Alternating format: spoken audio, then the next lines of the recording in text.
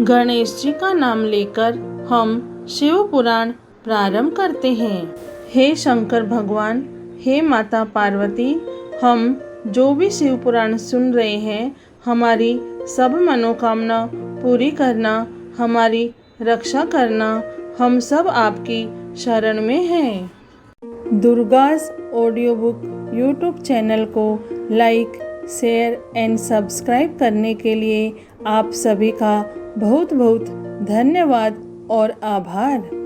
दुर्गास YouTube channel की link अपने परिवारजनों, प्रियजनों, मित्रजनों को जरूर भेजें ताकि सभी लोग लाभ उठा सके।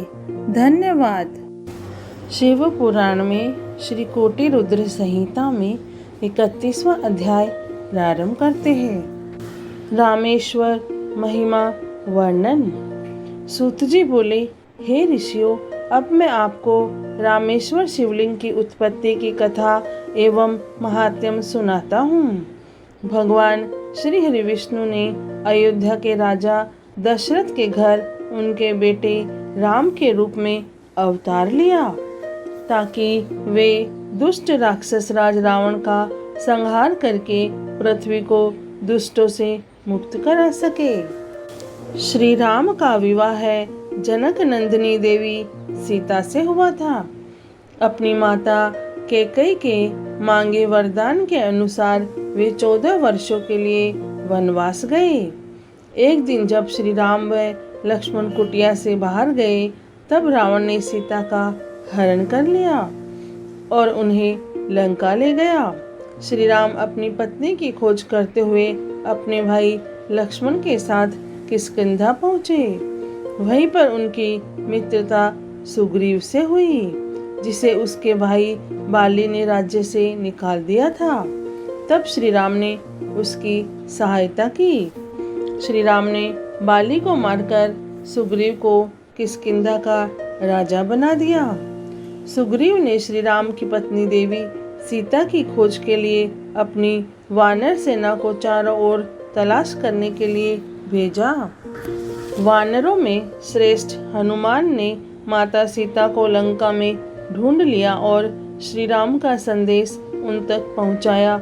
जब श्री राम को ज्ञात हुआ कि उनकी पत्नी का हरण लंकाधिपति रावण ने किया है, तो उन्होंने वानर सेना के साथ लंका की ओर प्रस्थान किया।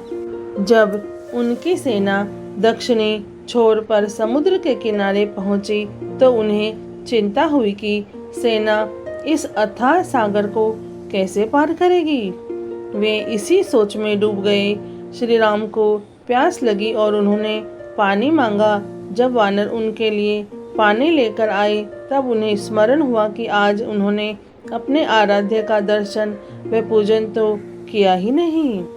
तब श्री राम ने जल नहीं पिया और भगवान शिव का पार्थिव लिंग स्थापित करके उनका विधि पूर्वक 16 उपचारों से पूजन किया और भक्ति भाव से हाथ जोड़कर प्रार्थना की। श्री राम बोले, हे देवादिदेव, त्रिलोकीनाथ, भक्त वत्सल भगवान शिव, मेरी सहायता कीजिए। आपके सहयोग के बिना मेरा कार्य पूर्ण नहीं हो सकता है। मैं आपकी शरण में आया हूँ, मुझ पर अपनी कृपा दृष्टि कीजिए। इस प्रकार प्रार्थना करके राम जी अपने आराध्य की स्तुति में निमग्न हो गए। तब भगवान शिव ने प्रसन्न होकर दर्शन दिए और बोले, हे राम, तुम्हारा कल्याण हो, वर मांगो। अपने सामने साक्षात त्रिलोकीनाथ शिव को पाकर श्री राम अत्यंत हर्षित हुए और हाथ जोड़कर उनको प्रणाम करते हुए स्तुति करने लगे। उन्होंने शिव जी से युद्ध में विजयी होने का वर मांगा तथा भगवान शिव से जगत के कल्याण हेतु वहीं निवास करने की प्रार्थना की। श्री राम के वचन सुनकर कल्याणकारी शिव बहुत प्रसन्न हुए और बोले, हे राम, तुम्हारा मंगल हो। युद्ध में तुम्हारी जीत अवश्य होगी, क्योंकि तुम सत्य और धर्म के मार्ग का अनुसरण कर रहे हो। यह कहकर शिवजी श्री राम द्वारा स्थापित उस शिवलिंग में ज्योतिर्मय रूप में स्थित हो गए। उस दिन से वह लिंग जगत में रामेश्वर नाम से प्रसिद्ध हुआ। इसी शिवलिंग के पूजन के फल के रूप में श्री राम की सेना को समुद्र पार करने का मार्ग मिल गया और वह युद्ध में विजयी हुए। श्री राम ने रावण एवं अन्य राक्षसों का संहार किया और अपनी पत्नी सीता को मुक्त कराया। यह रामेश्वर ज्योतिर्लिंग भक्तों को भोग और मोक्ष प्रदान करने वाला है। इस शिवलिंग को गंगा जल से स्नान कराने से मोक्ष की प्राप्ति होती है और मनुष्य जीवन मरण के बंधनों से मुक्त हो जाता है। रामेश्वर ज्योतिर्लिंग की महिमा सुनने वालों के सभी पाप नाश हो जाते हैं। शिव पुराण में श्री कोटि रुद्र संहिता में 31वां अध्याय पूर्ण हुआ। हे भोलेनाथ, हे शिव शंभु, हे माता पार्वती, आपको कोटि कोटि प्रणाम और कोटि कोटि धन्यवाद। जय भोलेनाथ।